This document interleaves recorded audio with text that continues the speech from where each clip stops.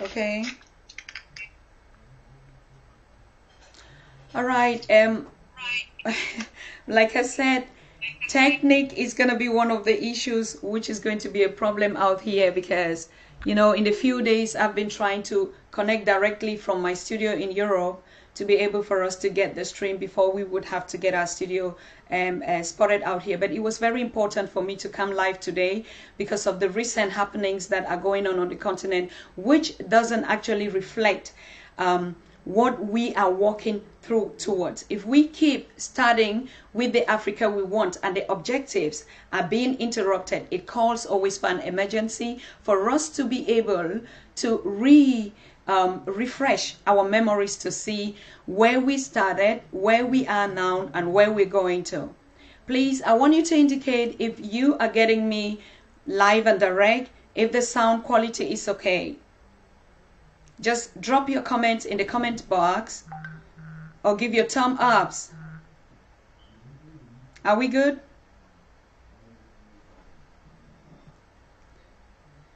Are we good to go?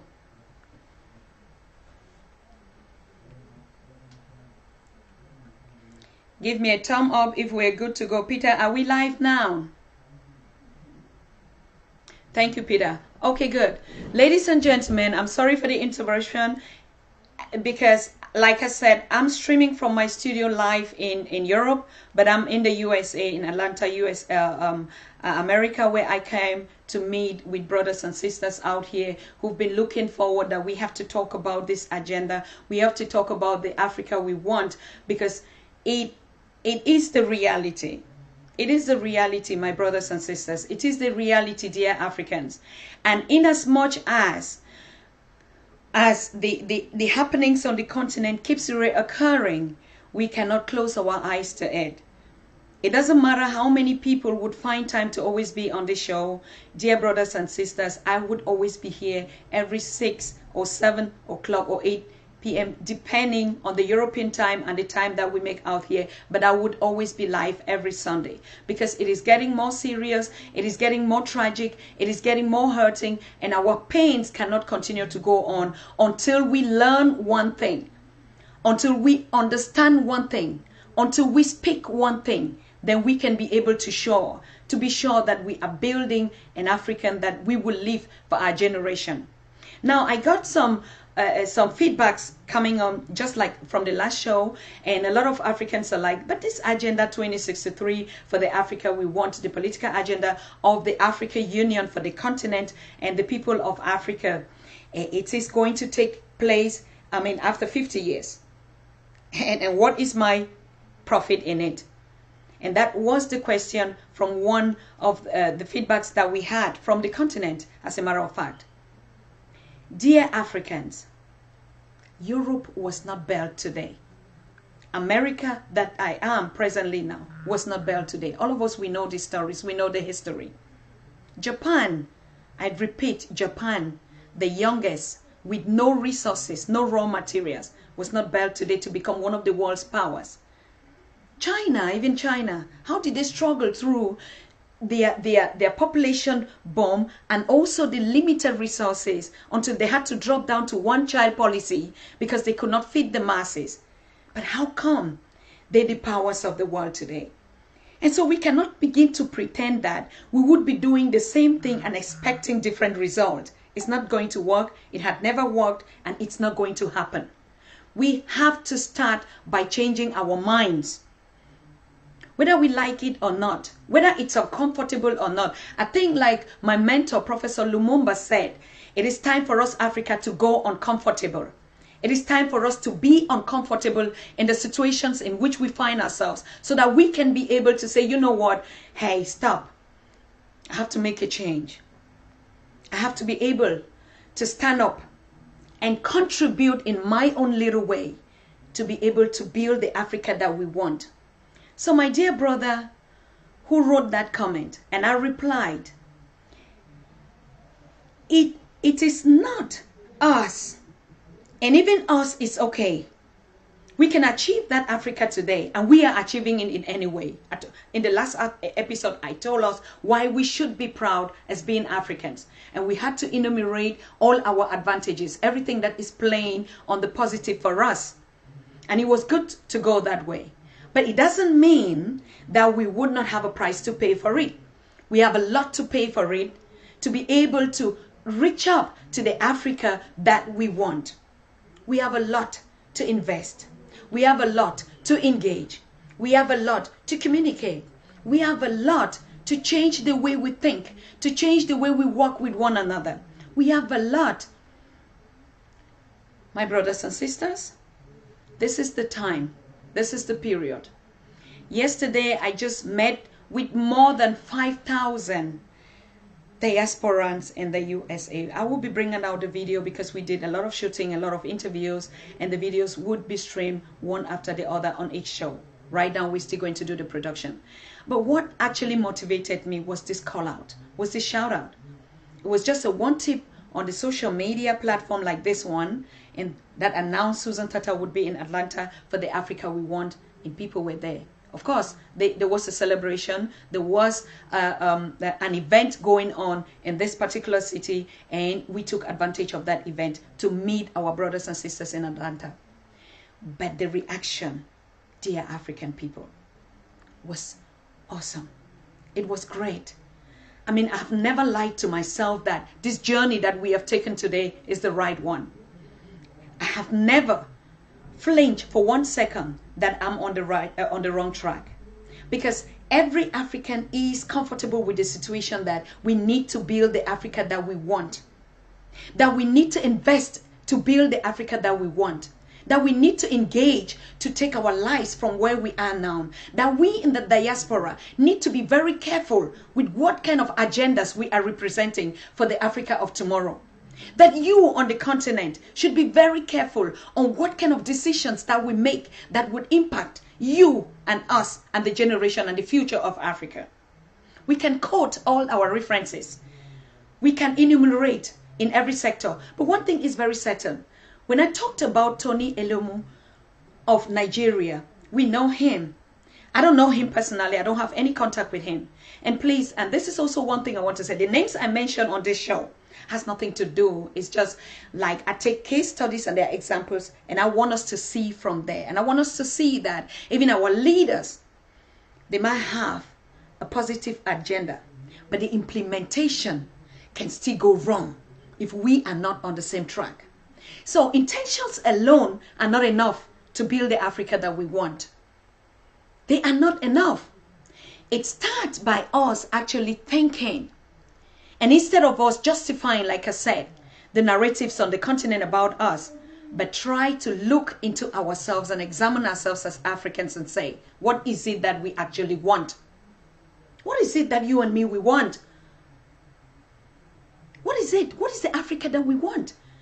You have to be able to search your soul as an African. And that was the same reason that I spoke last time, and I was addressing this.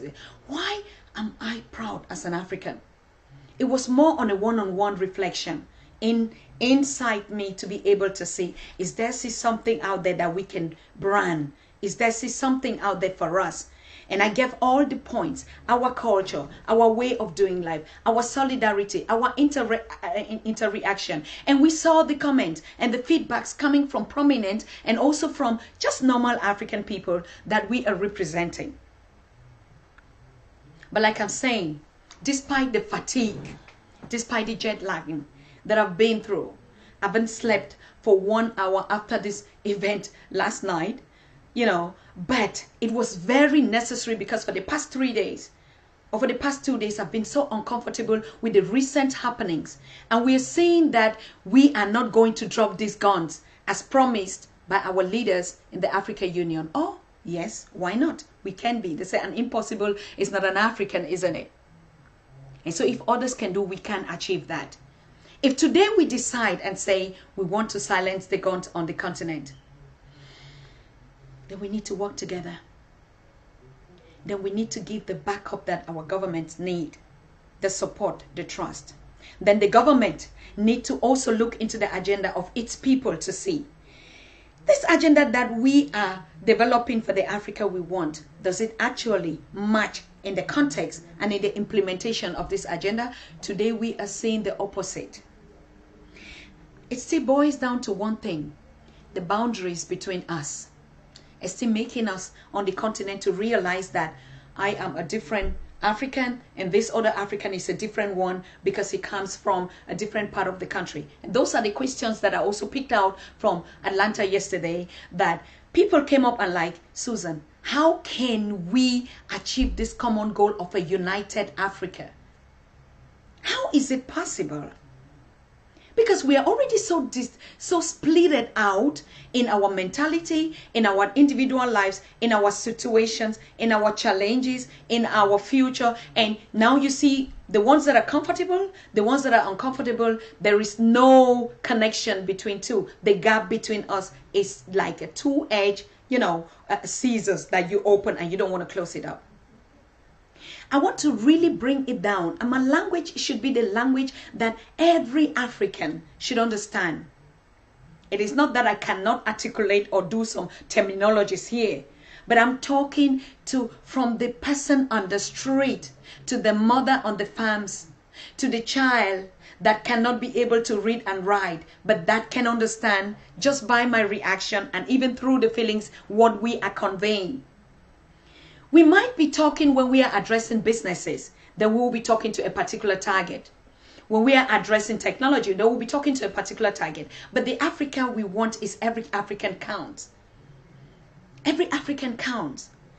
And I told you it is irrespective of your status, your gender, your country of origin, your position, and even your class in the society. It means your level of education.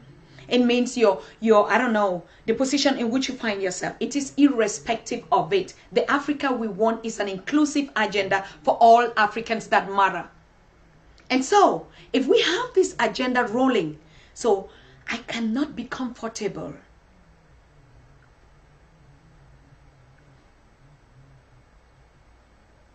I cannot be comfortable with some languages that, even us, with some narratives that we start shaping. I don't see how it is possible for us to say when people die or when children die, they are martyrs. That is not the language of a peaceful people. That is not a narrative to say people give up their life in a revolution, and that the blood that is spilled is like a payback for something. I refuse to be that school of thought. When I look at the 23 children that were slaughtered in the southern region of Cameroon, when I look at children, not even in the southern regions of Cameroon, that are on the street, that are begging, some are in the hospital, some are dying. We are getting facts about this ones. What about those that we don't even know? In whatever part of the continent they are lying in. Does it not matter? Every African life matters. Does it not matter to you? Maybe these ones have slept. And then we would be even happy to say how they give up their life for a freedom, to gain a freedom. That is not the narrative of Africa, my people. We never knew how to pick up guns. We never knew how to even make guns. That is not the culture of African people. I know us as people who sing and dance and communicate with one another in good and in bad times. Natural catastrophes that are things that are not man-made, that would affect any nation in the world, like we have the coronavirus going on the continent. Those are things that you cannot control. God forbid. I don't know it, but I'm just saying it from what I see and from what we think it is. If it is another agenda, let God judge them, not me. But what I'm saying is, and this is what I said, we should be careful, very careful, we African people, about our own very narratives. What we want to put in the Africa that we want to see. I mean, if I say, if you are not comfortable, if every African country is not united, doesn't have an independence, so it means we are all still going to have a problem. So it is also will not be in that same perspective when I say it is the life of, I don't know, it's a sacrificial lamb. I don't know whether our traditions give room for blood to be spilled so that people can gain freedom. And then I begin to ask myself, is that particular blood not worthy enough to enjoy life, to live long? Why must it be some particular blood, for God's sake? Yes, we understand we are all going to pass away. And that's one very good thing that I love about nature and God and the creation. That nobody is going to stay here. Whether it is the people that are defining how you live your life, or even in terms of rulers of the systems of the world, that we say they're the ones that are putting us in the place, they're going to fade away. Where are they? Where are those great names that we used to hear?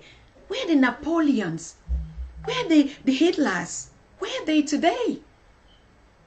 And so when we sit and look in this perspective, my brothers and sisters, you can never be comfortable when we hear that children are burnt to death. No matter what kind of courage we find, at the end of the day, we would say, it is the will of God. Yes, it is the will of God. When we're pushed back to the wall and you don't know how to pick it back, those pieces in your life, and put them all together, you can only say, it is the will of God. It is my journey. But let us talk about those things that we can do. Let us talk about those things that you and me know it is wrong. Let us discuss about the narratives that we say about ourselves, that it is not the natural way it is supposed to go. Let us leave God out of the things that we could fix ourselves, and we learn to fix them, and we pick it up from there. Let us get our agenda on track. And that's why we can still go back to the Bible or to believers and still say, what does the Bible mean when he says, what you decide is what I decide? So it means the power belongs to you, how you shape your life. So he's in accordance in the spiritual world. I don't know. Brothers and sisters, it is high time. Before the first live occurred, I was about to explain that we have seen on social media, read in the papers, that our leaders met to be able to take stock of Agenda 2063. I'm happy about this because one of the conferences that we'll be talking about in Tübingen at the Pan-African Conference is actually on this topic. Are the guns silenced now on the continent? If not, why not? And if not, what can we do about it? Time is a precious value. But time depends on your values, on what you set as your goals to be able to achieve it. Let me just congratulate you that is here right now. And I told you it's not going to be about the massive, because I've never seen, a country that everybody rise up to change. But I've seen that little people, small groups of visions come together to build and begin to recruit and begin to spread the roads to reach out to other people. And that's the reason why I'm really out here in the US, because I was invited by the Diaspora to say, hey, this Agenda 2063, we are a little bit confused about it. This Africa that we want, we have to be able to be in touch on the same frequency, to be able to know, us in the Diaspora, are we on track with those on the continent? Are we on the same level? And the answer is obvious, no. No, because we're living already in a foreign system. We're consuming foreign ideologies. We are celebrating foreign traditions that we don't even know what it is. And we're happy doing it. And we enjoy it. And we promote it. And we brand it. And we even refuse from being what we are. So we can't talk about business now, my brothers and sisters. We can't talk about technology now. We have to talk about our minds. Poverty would be eradicated when we change our minds.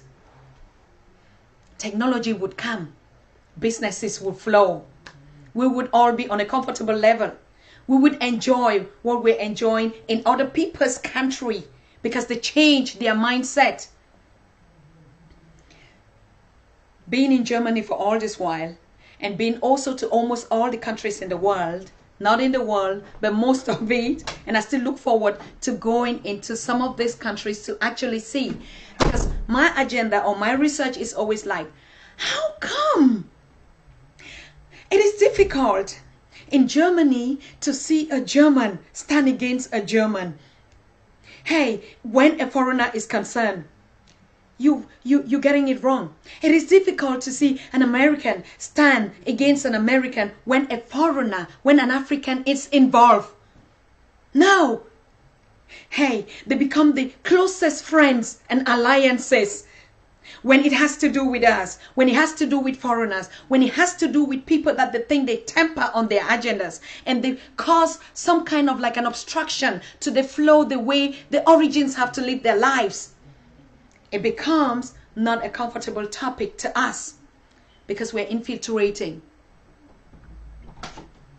What makes it uncomfortable for us in this narrative is the fact that we begin to ask these questions and put our agenda on track.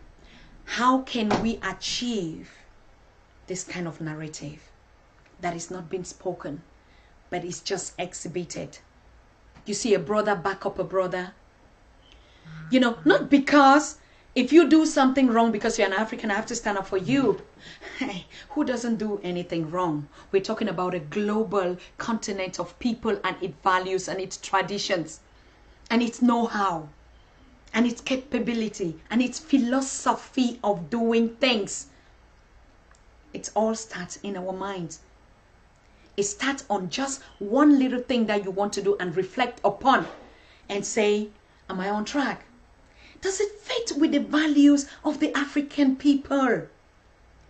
Is it in line? Is it on track with my traditions, with my belief, with what I saw my ancestors do? Is it on track?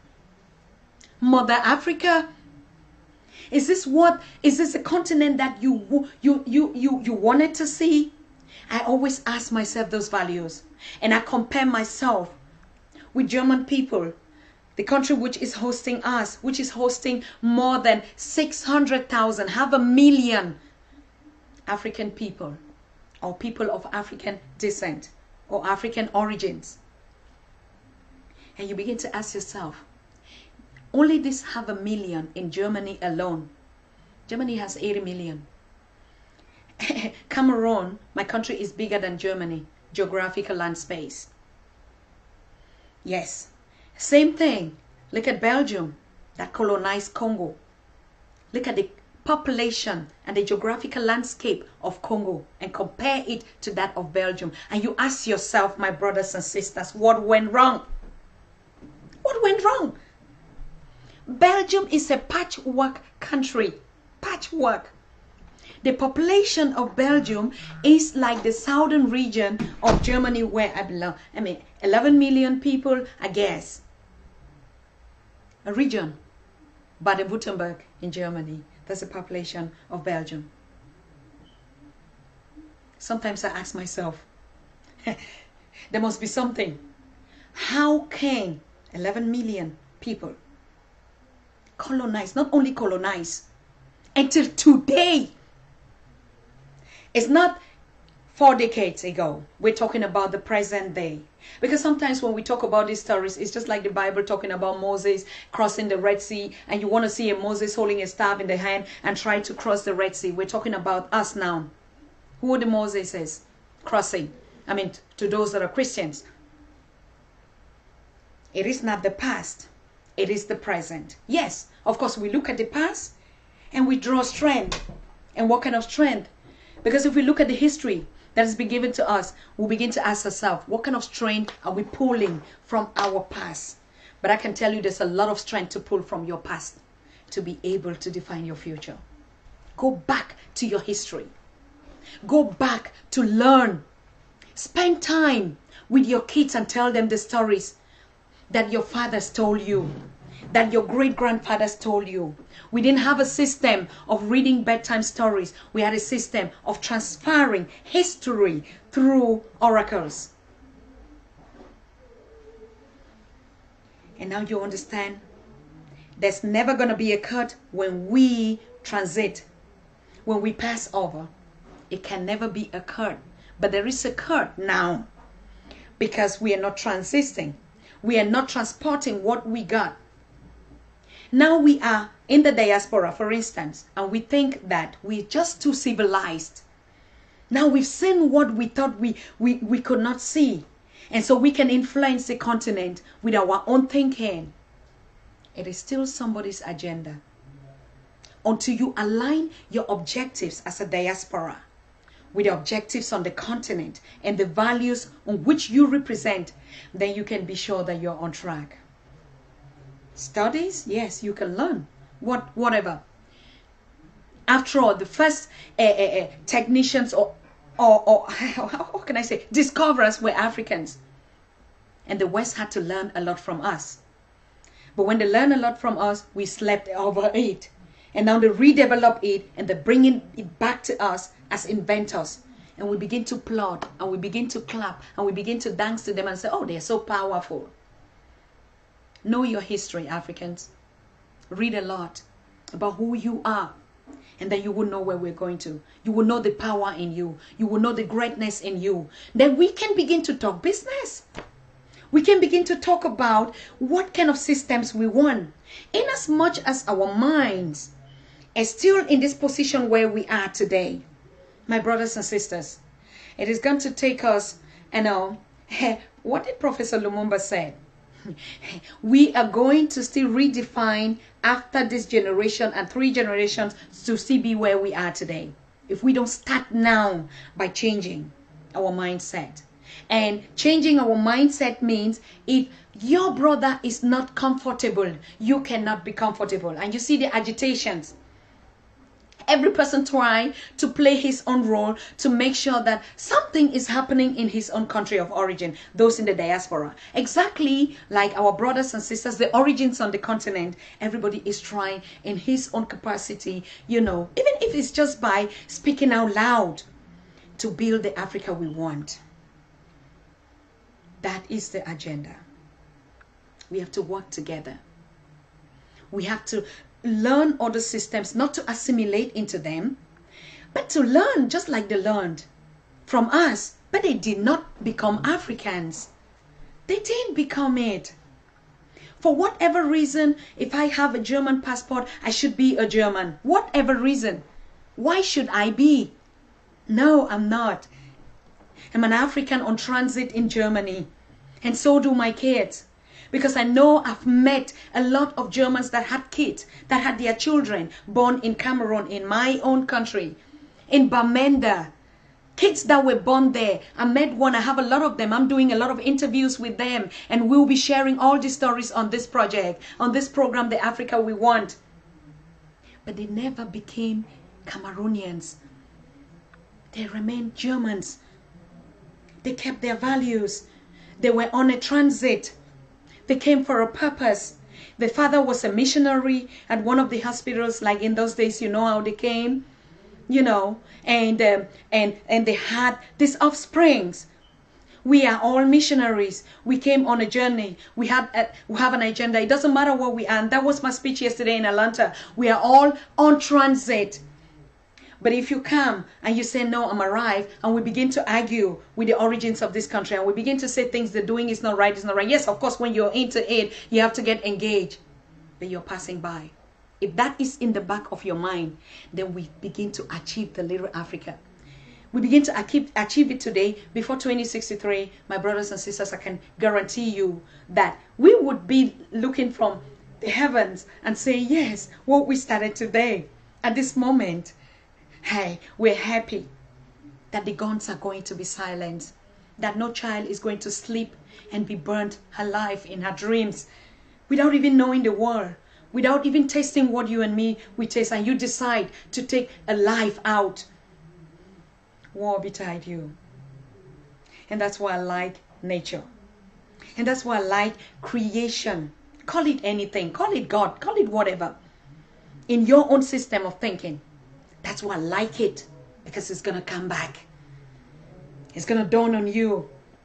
And so that's why, what difference does it make whether I live today or I live tomorrow? What difference does it really make if you kill me and thinking that you're taking something out of me? What difference? They're free. They're angels. And angels don't die.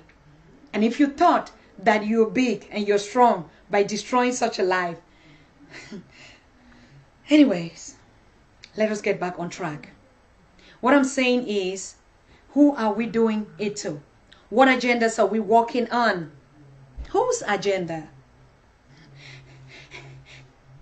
Even if it was an animal on the continent, it is part of you. Even if it's your dog, it's with you. Even if it's, I don't know what you can call. The moment one thing is not comfortable, the other one cannot be comfortable. Take a rich man. A rich man today, according to what the world defines, is somebody that is materially rich. Has money, for instance, has a lot of property, mansions here and there, cruising in, I don't know, what kind of, cars, some fly, That's what the world defines as riches. And we begin to knock our head. I want to get that. And you African people, you're naturally rich. And until the world defines their package of what riches mean, and then we begin to see it differently, and we begin to kill one another in the quest of gaining just this package that has been packaged in a golden, packaging. And you know how they package. Trust them. You understand? Even the handwriting on the package is going to make you buy the poison inside. Even when they manipulate, you understand? It doesn't matter who, whether even on the continent, those are producing. What do we buy? What do we eat? What kind of substances? I mean, even when water is flowing, natural water that you can drink, that is healthy, we still prefer to buy bottled waters. And they're even in categories. They're even in categories. You still have the no-name types, and then up to the gourmet. Germans call it the gourmet. It means the precious water. I mean, you can imagine that. It's like the living water. We still buy it when it's for free. When it's for free. And we justify everything to say, oh no, this one is not pure. This one is not pure enough. And then it's divided into classes. So when you see the bottle that I'm carrying, you already know my category where I belong. And when we want to play status, and when you see your own category, then you know the class where you belong to. Truly, between me and you, are you happy? Is that riches? Are you happy? I had a beautiful conversation yesterday on telephone with a German friend that relocated, biological, organic German, that relocated in her 70s to Gambia. And this lady called me and she said, Susan, what are you people doing out here? I'm in your continent, with endless sun. And you are there freezing and wearing jackets. What are you doing out there where you have everything for free? I walk in the valleys and I pull water from the rivers and I drink. Ever since I came back for vacation to Germany, I started getting problems with my knees. I can't walk. I can't laugh because nobody laughs back at you. You don't hear laughter on the street. You don't hear children cry because everybody is so careful. I'm not saying it's a bad system. That's their own culture. But I'm talking about somebody that has seen both cultures and is trying to give me the advantage of what I don't have from mine. Because I put on the glasses of thinking that what she has is better than mine. And we had this conversation. And I had all ghosts over me. I think all of you know what I'm talking about. That the best things are given for free. We don't even need to buy it with money. Love, laughter, happiness, joy. You can never buy it. You know it, you and me. ride all these skyscrapers, do everything, jump, you know, fly in a private jet. No, one thing you can buy. And who are you even going to be laughing when you're in a private jet alone? And that's the magic in it. And that's what I was saying. Take the example of a rich man, defined by the wall of riches. His riches are only completed when he finds all the people that are not rich around him, that he can be able to showcase that I am better than them, isn't it? And that's why the world is defining the status quo of a human being, to say, oh, you know what, you belong in this category and I belong in this category, and we start hitting and fighting with each other because of the boundaries in our minds, because of the narratives on our minds, because of the pictures that we've planted on our minds. And we begin to feel inferior, and we begin to feel poor, and we begin to see everything. Remember last time I told you the 3 components. And if you achieve to understand the interpersonal relationship between these 3 components that are all found in you, then you begin to understand how it happens. You have your eyes, you have the ears, and you have the mouth. These 3 components that constitute what we are is exactly what the world exists and live on. Every system, it doesn't matter, from third world as they define us to the first world countries, they deal with these 3 components: the eye, the ear, and the mouth. Even when they create robots, it functions on those 3 values, because what you see and what you hear is what you speak. If I see a rich man and I hear, oh, he's a rich man, and then I see his riches as defined, and I begin to speak only that, I will only be saying that, oh, he's so rich. You know, I look at his cars and look at, because this is what I see, the cars, the houses, the properties, you know, the diamond, the gold, the clothes, you know, and this is what you see. And then you hear, ah, that's a billionaire. Because when you see without somebody telling you, probably you will speak something else. But because what your eye sees is interpreted by what you hear, then you begin to speak it. And that what has put us African people at this level of even saying that we are poor. I've gone up to the level sometimes to ask myself, what is wrong if I'm poor? What is wrong to be a poor person? What is wrong if I am poor? It's a value, isn't it? It's also a value. We've never thought about it. Because at the end of the day, when we know that there's one passage in life, and that nobody, no matter what we have, can define when is that time for that passage, then you begin to ask yourself, who is absolutely the rich person here? Who? Haven't we seen it? What kind of empires haven't we seen? And they've left it all here and they're gone. So what is going to define the Africa that we want? What we see, what we hear, and how we communicate it. Take it in terms of business. I mean, when we talk about developmental politics, I mean, we're talking about the economy, we're talking about health, we're talking about technology, we're talking about political, I mean, everything that has the bundle of political economy, socials, technology, name it all. This is what we see. And what we hear, the narratives. 70% of African people are living in abject poverty. With less than €1, they compare it to the currency, because you know the power of euros and the power of CFA, dollar, Nigerian, Naira. You see the paper, you see the hard currencies. And now you begin to speak it. You define how poor you are.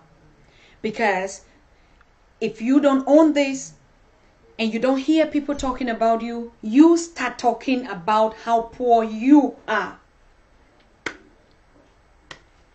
We're changing the narratives. It's about the Africa we want to build. If you don't learn to talk about how rich you are, I bet you nobody's going to talk about it. And this is the Africa we want to build. If we don't learn to begin to talk about how rich we as African people are, nobody is going to talk about us, that we are rich. Wait till tomorrow. If we keep killing each other and waiting for a God that has defined when killing has to start and when it has to end, we're going to kill ourselves forever. Have you seen it stopped? Because we are not defining the rules. We're not playing by the values of peace and unity and solidarity of the Africa that we want to live in peace with one another. We're not playing that role. We're playing roles that have been shown us through our eyes, that have been told to us through our ears, and we begin to define them with our mouth. That's the reality. I don't have much to tell you. And I don't even have much to even as if I'm teaching somebody. There's nobody that's going to teach anybody anything. We're sharing experience. We're sharing perspective. We're sharing what I feel and I've been through, that I think it could also be of, useful to you. And you're also going to share mine. I see it from the comments. I see it from the feedbacks, and that people are asking and they want to know. And they say, oh, I also think it could be this way. I also think the Africa that we want should take this kind of direction. That's how we share. That's how we do it. So it's not about a show like, okay, because we have a social platform that we come out and express ourselves. But of course, this is one of the medium. Where would I have met you? Where? The kind of people that I met yesterday, where would I have met them if I didn't just give a post and said, I'll be talking, I'll be addressing. Let us meet and share. How do you feel in the diaspora? I mean, I look at you guys in the state, I'm like, wow, you guys are living so good. Is it true? Is it real? Or we acting? Or we faking? Or we want to make our people on the continent feel low?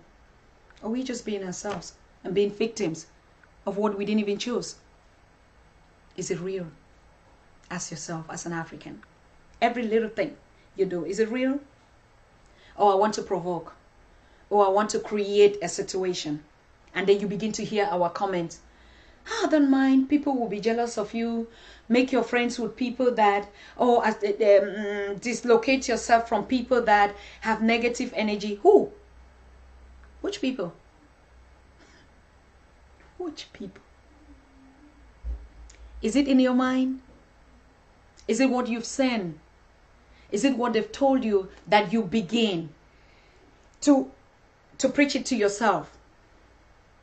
You can see from your post. You can see from your words what's in your mind, what's been put in your mind. The slave thought that is been implanted. But today you can decide and say, you know what? I'm making a turn. I am rich because I'm happy. And I must not even be rich the way the world wants me to be. No. Me, Susan Tata, I refuse to be that riches. I refuse to be the box that I must. I don't have a house. I don't have a plot. I don't have. But I appreciate those that have. And it makes them happy. And if that's your happy nudge, thumb ups. But make sure you're happy.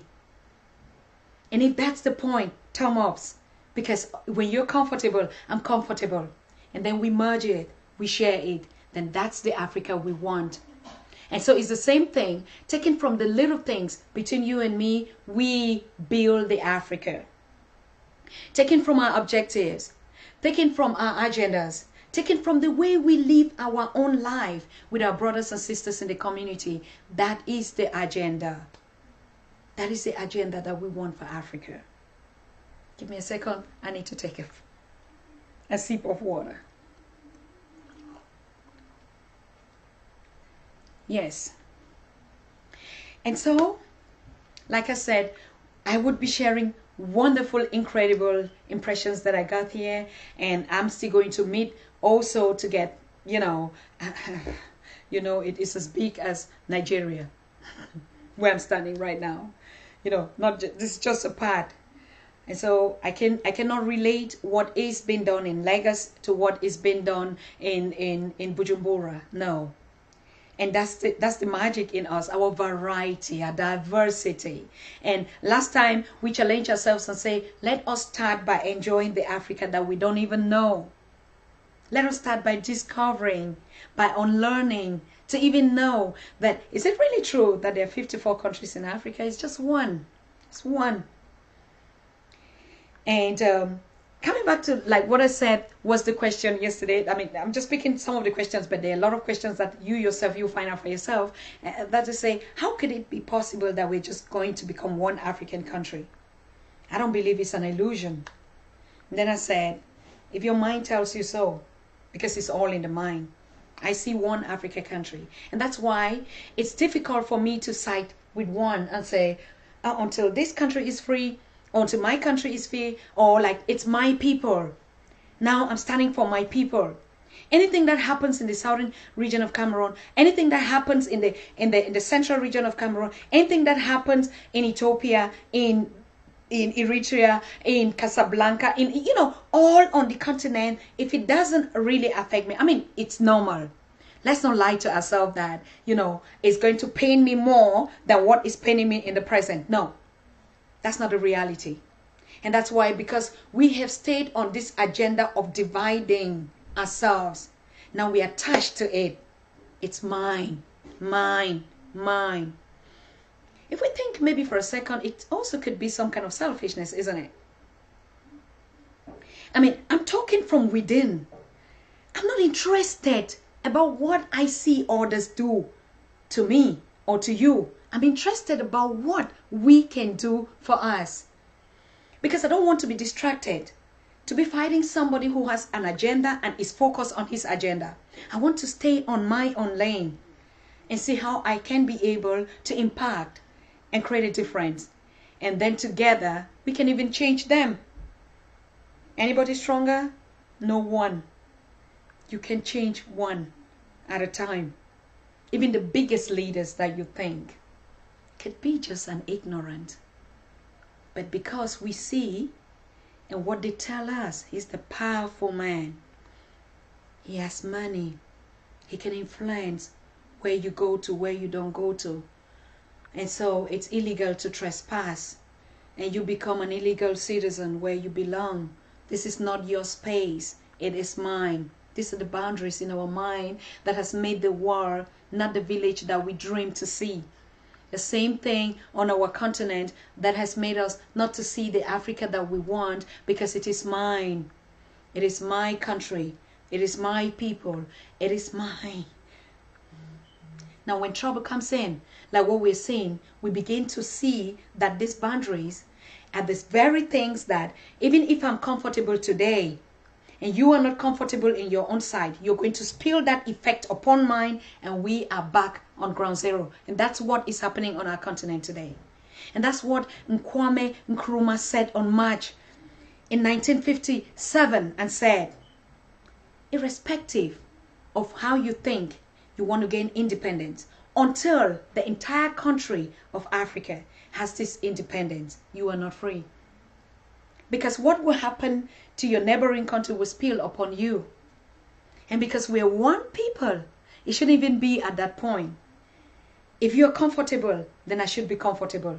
If I'm comfortable, without you being comfortable, I'm working on some other agenda that has been planted into my brain to make you know that you're a different person, I'm a different person, and so we cannot belong together. And then we start hearing terms like, you know, yes, even though we are different countries, we can collaborate, we can cooperate, we can do things together. So you maintain your lane, I maintain my lane, but we can find a common ground of operation. It works, though. Yes. But until that basic of a win-win is on a solid base of, if you are comfortable, I am comfortable, then it works. If not, we're lying to ourselves. And because we are not players of these agendas that are always defining us, we're always going to have, you know, not a balance, because it is not our own agenda. It is not our education. It's not our way of life. It's not our values. We're picking things that we see, they tell us, and we begin to talk it. And we begin to communicate it. I would like to really thank you on this show. It doesn't matter why you're here, but you're here right now. One thing that I will leave you today with is these 3 components. What you see, what you hear, and what you speak. If these 3 things, you don't control them, you're working on an agenda that is not yours. And so we're behaving like robots, for instance. You know, we're just being remoted and we're just doing the things that we're doing. And so the world is, as you see, they're humans, but you begin to ask, are we really humans? Until you touch down on the mother continent and you see real humans. And you see the way they laugh in the street.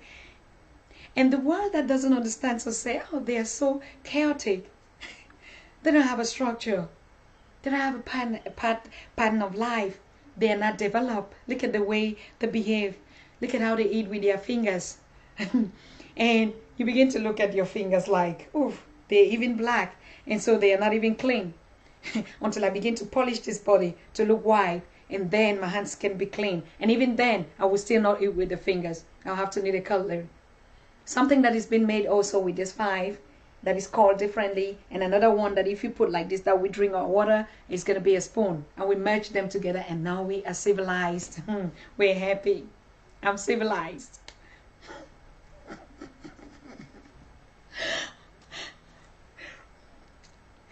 These are things that make me laugh most of the time. When I think in my spirit and I combine the 3. And like I said, if you don't define them, you're going to stand on that spot. And I'm telling you, you're going to act all the movies. And you're feeling good inside yourself. Like, oh, now I just had a rental car and I'm posing in it. And people are like, oh, wow. So she's so rich. And you feel good in yourself. And you know it's not true. You understand? So those are those components that we can take it. We're starting it from the baby stage. What is wrong? I posted one time our good mothers, grannies in Tanzania in a classroom with their needy hair ties, with the blouses and the learning. This is the education that we are going to fashion. Every African would go back to school, to classroom. It's not the education system that they're telling, oh, children are not going to school. What is the future that we'll get? No. We're taking it back from grandmothers. Grandfathers will be wearing our uniforms. And even the children will be teaching us at home. And we'll be doing the same thing. That's the Africa. Do you think it's impossible? I saw it already happening. And it's going to happen. So, and they're like, oh, my mother is an illiterate. Illiterate? An illiterate can bring a human being like you into the world and make you what you are today. And then we begin to understand this is the problem. What kind of words do they define us with that makes you now think, you know, a word illiterate? For instance, like I said, the word riches, illiteracy. The illiteracy rate in Africa is 60%. Young people not having access to education. Yes, I told you last time, this other Africa about the narratives from the outside is true. Absolutely true. Don't even go there to try to defend it, because that's also one of the things that we're doing that we have to stop. When something is true about us, we find the other way around and we look for other definitions and put it, because I'm black, that's why they say so. No, we're not going to work that way. You have to sit and examine and like, okay, probably before somebody will say something like this, something was there. And if you analyze it and it's not true, come on, throw it out and you take the right path and you move ahead. So, exactly, this is the point where we're saying illiteracy. And you look, especially us in the diaspora, you know, oh, my mom never went to school, because that's how the system define education. You have to go to school, you have a certificate, they give you a medal, you have a PhD, and then you're even the modern, you know, and then you're literate. And I ask myself sometimes, how did my mother did it? She doesn't know the 4 walls of a classroom. She's never written A, even to define her name or to be able to spell out her name. And even her name was given to her by somebody. Yes. But how did she manage it to create this a human being? Without her, without the illiterate to bring out this literate. Come on. I mean, there must be some magic in this thing, my brothers and sisters. Are you feeling it? Are you getting the point? How can an illiterate produce a literate that becomes a doctor? So who is the doctor? Who is the PhD owner here? Who is the PhD owner that raised these pre-PhDs? The illiterate. And these are the kind of quotations when they stamp it on an African. They put the stamp. This one is an illiterate. This one is modern. This one is traditional. This one is poor. This one is rich. That's how the status quo in the world defines us. And we begin to kill ourselves. And we begin to work 10 jobs because we want to fit in that status quo. And sometimes we drain ourselves, to the gutters. We barely sleep. The natural things that have been given to us by nature for free, remember, for free, water, life. I don't drink bottled water. For free. And we begin to, no. This one is going to make me live longer. As if the difference between this time that I'm living and yesterday I had done an impact. Until you assess that time. And you even have a reason why you should even live longer. Sometimes I ask myself, if I'm not here for this purpose, I don't deserve to be here. What am I doing here? Just to be going and working and earning a living and paying rent and having a car that I have to pay insurance and pay health insurance? It's not worth it. If I'm not living to create an impact, that from the things I do is going to impact somebody in one way or the other, my life on earth, on this path, is not worth living to me. I'm talking about.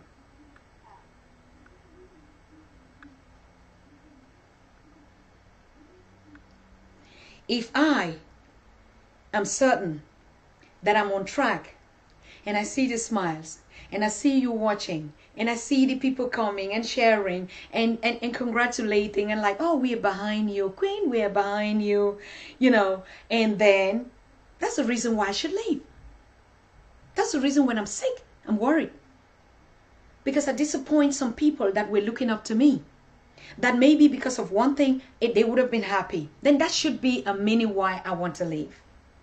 But without that, if it's just about me living my own life and stuff, I'm talking about, then I still done. But as a matter of fact, even that way we live our life, thinking we're living for us, then it also impacts the economy, isn't it? That's in an economical form. I live, they create a job, I work, I pay into the system take care of the generation, they take care of the schools, and every system is working well. And they invest in research and, and new technologies are coming up because somebody has to do the job, So it's an exchange of goods from one station to the other in a circle, a life circle. We all know it. It goes round and round and round, and we pass it from generation to generation. Yes. And so everybody contributes to the life cycle of one another on the stages that we build. Exactly is not different from Africa. What has changed? Until we begin to see ourselves as different people. Until we begin to see ourselves as that we are rich, but we are living poor. Until we begin to see ourselves like, I went to school. What kind of school did you go to? Was the agenda adaptable to what after learning you could get a job? If you don't get a job that somebody create, can you create it for yourself? If that is not the channel of education you went through, then we have to fix it. And this is what we were talking about, redefining an educational system that is adaptable to us. After secondary school, you can pick up a job. I learned that from the Germans, and I find this system incredible, the vocational training system, talent-based oriented. Even with a first school living certificate, a child can hands-on on a job. And a job, if you don't, they're not employed, they create it. They can fix something to the basic material, and you see, we begin to say, oh, it's the champion of quality and reliability and durable goods. It's not different. It's not different from the chairs that we make. Maybe it's different from the finishing that you look and you're like, oh, it's so smooth. But the ones that we fix on the street, there's still a little bit of like, you can hurt yourself on it. That is the difference. But it's the same chair that we're sitting on it. But we want to get to that stage where we sit comfortable. I won't be able to. These are the small things that I think our brains should be working on. The basic little things that start with the poor child on the street. That start with what we define ourselves as poverty. And seeing ourselves now potentially resourcefully rich to be able to merge these two things. And now when we created our platform in Tübingen, everybody, just like the same system, it's a money making platform. I'm happy because they don't talk about you when you're alive. I'm very lucky that I see people following me and they're really happy about my channel. I thank every single creature of my ancestors for making this happen, because in real life, either we are not grateful that people are really supporting us, or we want more that we don't even see the little that support us, and we appreciate it. But like I said, I'm very happy because by the time I won't live again, the reality of Susan Tata would come out. And then some people are like, oh, was it really her? Is that what she put into it? I have never regretted for a single moment doing that. From the least penny to all the investment that we've put there. And that we've never had it. And we're not looking forward to have it in that kind of a way. In as much as it brings honor, respect to our culture, our values. We meet one another. We share. We laugh. We drink, we dance, we celebrate. In good times, in bad times, I'm good to go. And I would do it and do it and do it forever. And in as much as somebody comes in and it creates an impact onto him, oh, what more else am I looking for? What kind of riches? What kind of riches am I looking for? Because my philosophy, Ubuntu, tells me that I am because you are. And so, until every African is comfortable, I cannot be comfortable. You cannot be comfortable. Until every African country is living in peace with each other. We're living in peace with one another. You cannot be comfortable. I cannot be comfortable. It's the reality. We can pretend and we're like, oh, I'm doing good. It's fine on me. But I think I can guarantee that it is not. We're already 11 minutes behind because I wasn't watching my time because it was really good. And so please let me thank you. Let me thank you for being on this show, and that we are rounding up and we're closing, and we would see ourselves next Sunday. If this time is good, I will communicate to you. Peter, my assistant, my volunteer, will write to you, and we would be live again at this very time if it's good with you. But if we look at the inconvenience in the time, we can shift it depending on. So please watch and follow and like our page, and follow me on my account page and as well on my Facebook page, and even sign in to my YouTube channel. Just Google Susan Tata and you get it. You're going to get into it. Let me just get a feedback and we'll be back in a moment. Stay here. Stay here. I'm here. I'm here. I'm here. Yeah, so I look forward to your comments, to your feedbacks on what we can discuss, share in. I'm going to read it. We're going to discuss it with everybody here. And then, yes, we're good to go.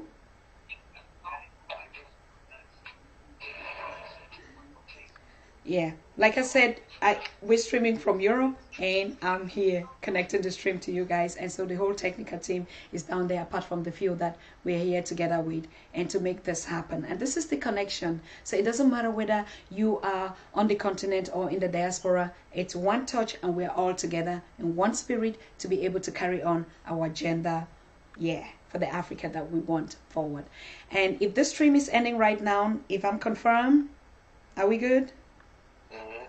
All right, so let me wish you guys a nice time being here on this platform, and I look forward to see you next Sunday, irrespective of what time I'll be here with you. So just continue to watch, and you check, my post or our posters. You will see when we're coming in. I love you. Africa loves you. Africa needs you. Stay in touch and be on the right point for the Africa we want. Thank you. Bye-bye. God bless you.